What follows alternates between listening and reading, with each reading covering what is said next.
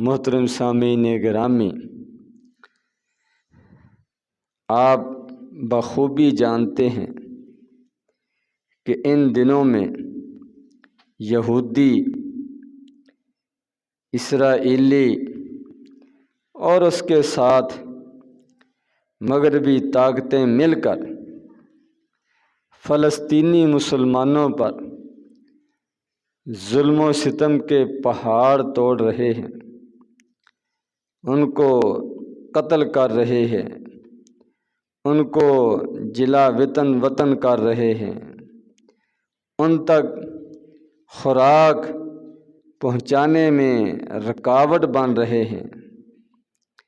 اور انہوں نے اس علاقے کو میدان جنگ بنایا ہوا ہے اور مسلمانوں کا جینا مشکل کیا ہوا ہے۔ یہ کوئی نئی بات نہیں ہے، یہودیوں کی تاریخ یہ ظلم و ستم سے بری ہوئی ہے۔ یہودی قوم اللہ تبارک و تعالیٰ کے ہاں مغضوب علیہم قوم ہے، جن پر اللہ کا غضب نازل ہوا، ذلت و رسوائی ان پر مسلط کی گئی ان کے فسق و فجور کی وجہ سے، نافرمانیوں کی وجہ سے، بے وفائیوں کی وجہ سے، عہد شکنیوں کی وجہ سے، ان کی شرارتوں، بے وفائیوں اور عہد شکنیوں کی داستان بڑی لمبی ہے۔ قرآن مجید میں بڑی تفصیل کے ساتھ ان کے بارے میں خبردار کیا گیا ہے۔ تو جو آیت میں نے آپ کے سامنے تلاوت کی ہے، اس میں بھی اللہ تبارک و تعالیٰ نے ان کی سرشت، ان کی نیچر اور طبیعت بیان فرمائی۔ فرمایا لَتَجِدَنَّ أَشَدَّ النَّاسِ عَدَاوَةً لِلَّذِينَ آمَنُوا الْيَهُودَ، کہ ایمان والوں کے سب سے بڑھ کر دشمن، عداوت رکھنے والے یہ یہودی ہیں۔ یہودیوں کو اللہ تبارک و تعالیٰ نے اسلام، مسلمانوں کا سب سے بڑا دشمن قرار دیا ہے۔ ان کی پہلے دن سے یہ موسیٰ علیہ السلام کی قوم ہے، موسیٰ علیہ السلام کو ماننے والے ہیں، لیکن انہوں نے نہ موسیٰ علیہ السلام سے وفا کی، نہ ان کا ادب و احترام کیا، نہ ان کی اطاعت فرما برداری کی، نہ اللہ تبارک و تعالیٰ کے احسانات کو وہ سمجھا، حالانکہ اللہ تبارک و تعالیٰ نے ان پر بڑے احسانات کیے۔ انہوں نے ہر جگہ پر ناشکری کا مظاہرہ کیا، بے وفائی کا مظاہرہ کیا، حتیٰ کہ اللہ تبارک و تعالیٰ نے ان کو طور پہاڑ ان کے اوپر اٹھا کر، ان کے اوپر لا کر ان سے عہد لیا کہ تم نے اس انسان بن کر، اللہ کے فرما بردار بندے بن کر، اللہ تبارک و تعالیٰ کے حکموں کے مطابق زندگی گزارنی ہے، یہ جرائم، یہ شرارتیں، یہ چھوڑ دو۔ ان سے عہد لیا گیا، یعنی موت کی دھمکی دے کر پہاڑ کے نیچے ان کو لا کر، ان کے اوپر پہاڑ اٹھا کر کہ ابھی تمہارے اوپر اس کو گرا دیا جائے گا، آج توبہ کرو کہ آئندہ کسی قسم کی ہم اللہ تبارک و تعالیٰ کی نافرمانی اور جرم اور شرارت نہیں کریں گے۔ اس کے باوجود سمعنا و عصینا، ان کا یہی طرز عمل تھا کہ اوپر سے کہہ دیا کہ ہم مانتے ہیں، سنتے ہیں، عمل کریں گے، اور دل سے کہا نہیں کریں گے، عصینا، ہم نافرمانی کریں گے۔ فرمایا اذ اخذنا میثاقکم ورفعنا فوقکم الطور، وہ وقت یاد کرو جب ہم نے تم سے عہد لیا اور تمہارے اوپر طور پہاڑ اٹھایا، خذوا ما آتیناکم بقوہ،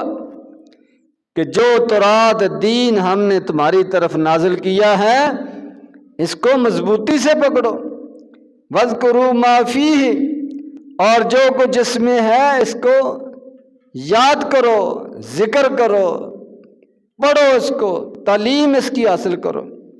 لعلکم تتقون، تاکہ تم متقی بن جاؤ، پرہیزگار بن جاؤ۔ فرمایا ثم تولیتم بعد ذلک، وقتی طور پر موت سے ڈرتے ہوئے، عذاب سے بچنے کے لیے تم نے کہہ دیا کہ ٹھیک ہے جی ٹھیک ہے۔ فرمایا ثم تولیتم بعد ذلک، اس کے بعد تم پھر گئے، عہد شکنی کی، اور انہی عہد شکنیوں کا نتیجہ ہے کہ اللہ تبارک و تعالیٰ نے پھر ان کو کئی مختلف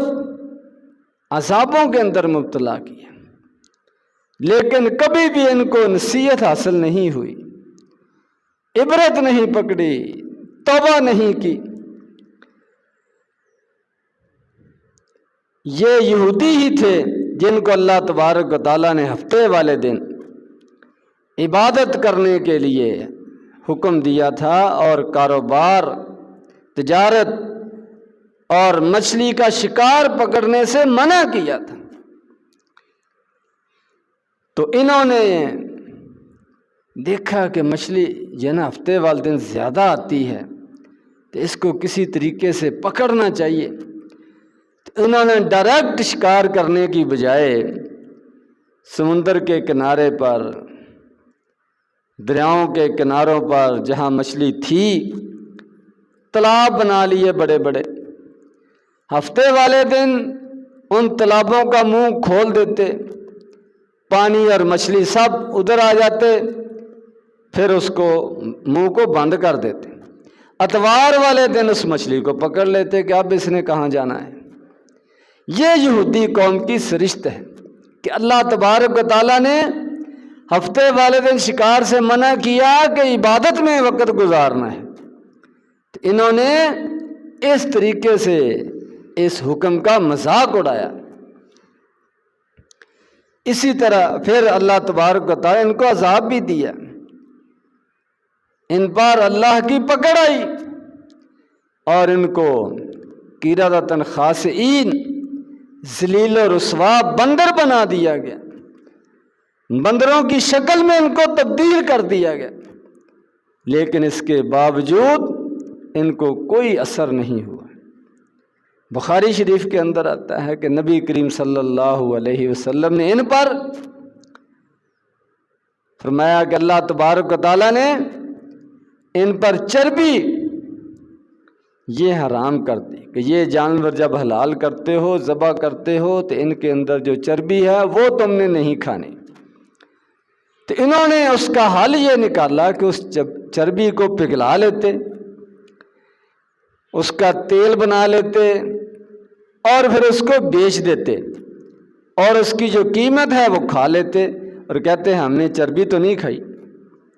یہ ان کی سرشت ہے، ہر حکم کی کسی نہ کسی طریقے سے انہوں نے نافرمانی کی ہے، اس سے جان چھڑانے کی کوشش کی ہے۔ یہ ان کی اپنے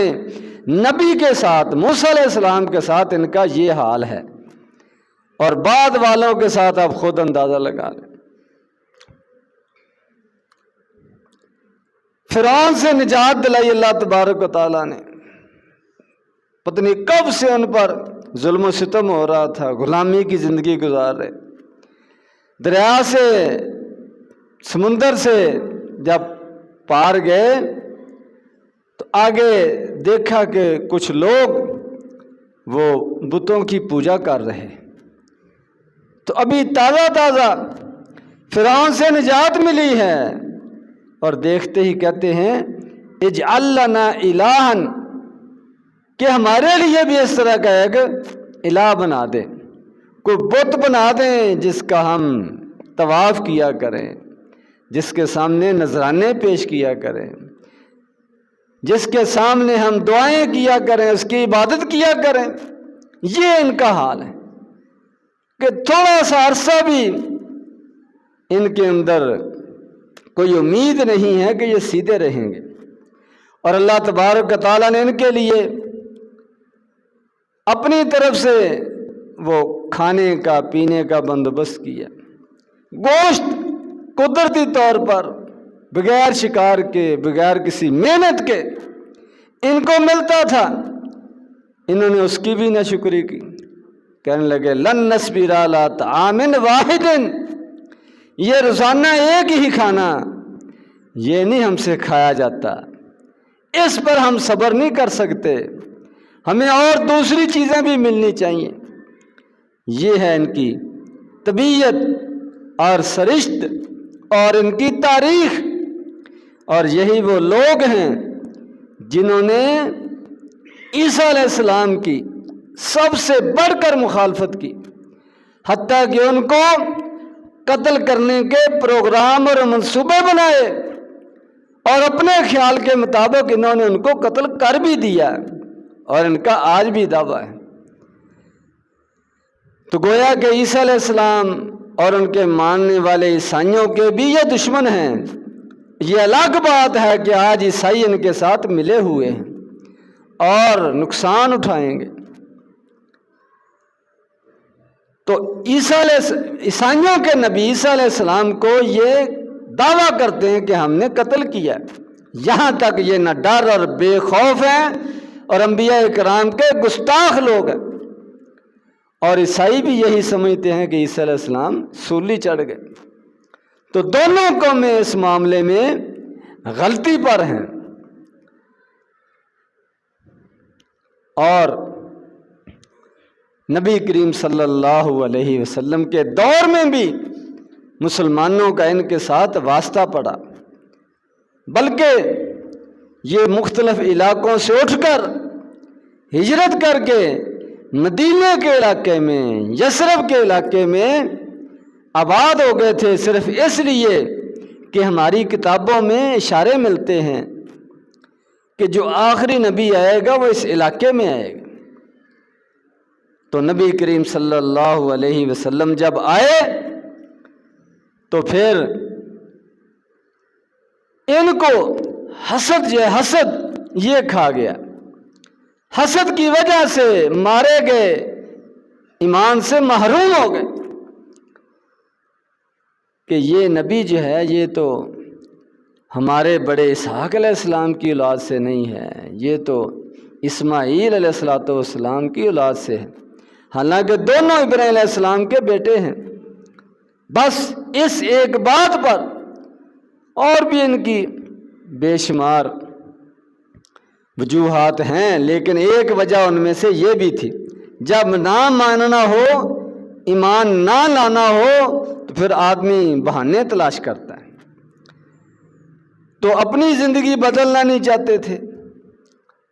قرآن کے مطابق زندگی گزارنا نہیں چاہتے تھے، اپنے جرائم چھوڑنا نہیں چاہتے تھے، جو حرام لوگوں کا مال کھاتے تھے وہ ان کے منہ کو لگا ہوا تھا۔ تو اب بہانہ یہ بنایا کہ یہ نبی یہ ہمارے خاندان سے نہیں ہے، اس کا سلسلہ نسب اور ہے، ہمارا اور ہے، تو ہم اس کو نہیں مانیں گے۔ محروم ہو گئے، بلکہ انہوں نے پورا زور لگایا نبی کریم صلی اللہ علیہ وسلم کی مخالفت پر، آپ کو ناکام کرنے پر، اور خفیہ طور پر مشرکین کا ساتھ دینے میں۔ اگرچہ نبی کریم صلی اللہ علیہ وسلم نے مدینہ منورہ تشریف لاتے ہی بڑی حکمت کے ساتھ